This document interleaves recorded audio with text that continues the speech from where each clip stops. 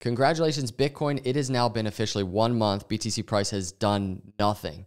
Essentially at the same exact price it was June 21st. But not only that, in that last month, not much volatility, not much excitement happening. This is absolutely insane to watch. And I've been doing crypto videos for almost 6 years now. In this video, I want to talk about targets to the upside and to the downside. If you ask anybody right now, what's Bitcoin going to do next? Not one person in this world can actually tell you exactly what's going to happen. Nobody knows. We can make a breakout to the upside. We can make a breakout to the downside. The key for me as I do technical analysis is always just being prepared for either scenario and knowing the targets, because in that case, I think there are some very clear targets. To give you an idea of what I'm talking about, on this 6-hour chart, which we're going to really dig into, I just want you to make note. I know there's a lot going on. Make note of the upper band, this kind of picture of overextension to the upside, and the lower band, a picture of overextension to the downside. Just notice where Bitcoin is. We're right in the middle. We're very much in this very unknown state. When we get into overextended areas, it becomes a little bit easier to, at the very least, guess, right? We can never predict exactly what's going to happen next, but when we start touching overextended areas, we start really getting a hint of, okay, maybe there's time for a cool down session, right? But right now we're in the middle of these things. And this is where it truly is, man, nobody knows what's going to happen. But we have some hints, and I want to talk about some of these things. I want to start on the weekly chart. I want to make note of something. The 20-week moving average, this green line. Bitcoin coming out of bear markets is a very interesting area, this 20-week moving average. The reason I say that is because in the last bear market, Bitcoin, you can just see, just a nice pop out of the bear market, failed at the 20-week moving average. Now, in 2016, 2015, coming out of that bear market, you can see Bitcoin didn't fail at the 20-week moving average.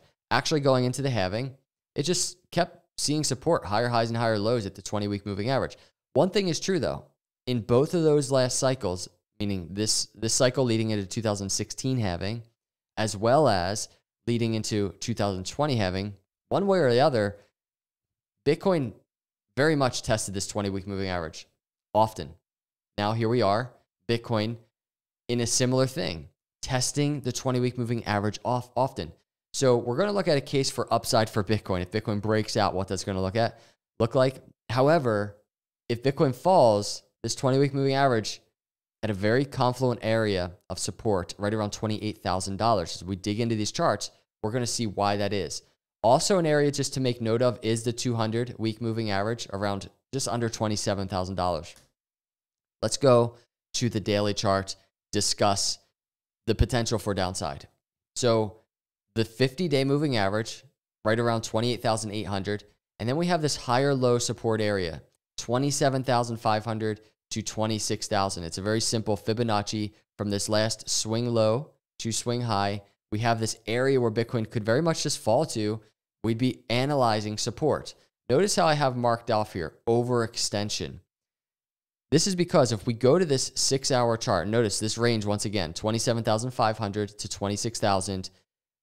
If we go over to the 6-hour, look at this band. The top end of the band is 28,400. The lower end of the band, $26,700. If Bitcoin were to fall to this daily Fibonacci, higher low Fibonacci, Bitcoin on the short term would be getting very overextended, right? And we know historically, it's not always a guarantee that there's going to be a bounce of support, but we know historically what happens in these areas. This could be a very good signal if Bitcoin were to fall. But we're not even there yet, even in short-term targets. So we're going to talk about the short-term target, and then we're going to talk about how all of this could just go away and Bitcoin just makes a powerful move to the upside. Short-term wise, I have this chart prime rising wedge. It's charted here. You can see in white. Chart prime even gave a sell signal. Sell signals to me is a warning signal. That's not, hey, go and sell. That's not what it is for me. I don't use indicators like that. I think that's reckless, but it's a phenomenal pattern that's setting up with kind of a warning sign. Now we take confluence of all of the indicators as we're doing in this video, and we try and get a sense what direction is Bitcoin maybe headed. Well, target to the downside, you can see this is a measured move target of around $28,600. We can change that to a chart prime smart target. It kind of moves it up a little bit to around 28,800. But really, this, I think, measured move target I like to use measured move targets. I think it's a good target. It's right at the upper end of this band here of overextension to the downside, and it could be a really nice area of support, mainly because this is kind of an area where Bitcoin has bounced previously on this chart. It didn't always lead to some type of, insane move to the upside, but at the very least was a bounce to make a move to the upside. So smart target or measured move target to the downside right there, right around $28,600. But notice one thing about this pattern, and this is something that happens so often, and this is why we track it. We get the break to the downside, and Bitcoin just pulls right back to the pattern itself. And then we have what's in play is a busted pattern where Bitcoin actually makes the move to the upside, a measured move to the upside out of the rising wedge, which would be right around $33,900. Let's call it $34,000. This is important because this is the upper trend line. This we're really zooming out on the 6 hour. This is the yellow upper trend line that's kind of newly in formation after this swing high in April. Bitcoin consolidated. This could be the move where Bitcoin's coming all the way back up, and then we're getting kind of a big move of consolidation to the downside. So you can just see how markets are so indecisive. Both things can play out. I really think one thing that makes sense, though, is if we go to something like the daily chart. Let me clean this up a little bit. I want to just point something out that happened pretty previously. On this RSI, this daily RSI, slower moving momentum oscillator, Bitcoin kind of came into this overbought area, started consolidating. Then it made a little burst to the upside. Notice what this was, though. This was a lower low on the RSI, while Bitcoin put in this higher low, or I'm sorry, this higher high on price. This is bearish divergence. And what did Bitcoin do? It fell. Bitcoin, once again, has kind of made a pop to the upside. We've started to consolidate, right? Put in this swing high, but notice it's a lower high on the RSI, but a higher high on price.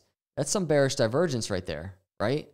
And right now we're in this area where we are questioning what's the next move for Bitcoin. Bitcoin below the 20-day moving average, right? There's a case where Bitcoin just does make a fall, similar to what happened back here. It doesn't have to be as great, doesn't have to be as large of a fall, but notice what this was. This was kind of beginning of the right shoulder. And right now we have this confluent area of support at this right shoulder trend line, I should say, with this Fibonacci higher low. And when I say right shoulder, by the way, we have this head and shoulders on the daily chart, kind of the formation of the bear market, the bottom of the bear market for Bitcoin. And you can even see Bitcoin broke out of the neckline, revisited the neckline, right? Makes a move to the upside. Are we going to get kind of a higher low? This could all just fall apart, and this could all not happen if Bitcoin could just get back above this 20-day, truly turn this wedge into a busted pattern, get back above this dotted line, which is also another trend line that's in play. Bitcoin has a lot of resistance to do that, though, in order to make this higher high and kind of just hit this upper trend line in yellow. But these are the things in play, everybody. But I kind of digress back to this chart that I opened with, 6 hour chart. Nobody knows what's going to happen. I do these things, so as a visualization exercise, I'm just prepared either way. If either move happens from a technical analysis perspective, it makes sense to me why it's happening, and I'm prepared for it. For dips, many of you, maybe you're out there and you're just like, I want to buy some more Bitcoin in a dip. Well, these are good areas to prepare for, I would say, for somebody in that position. This is how I see the charts. This is how I'm doing things. But I wanted to share with you what I'm seeing right now on those charts. I appreciate all of you watching. Hit the subscribe, hit the like. I'll see you in the next video. God bless.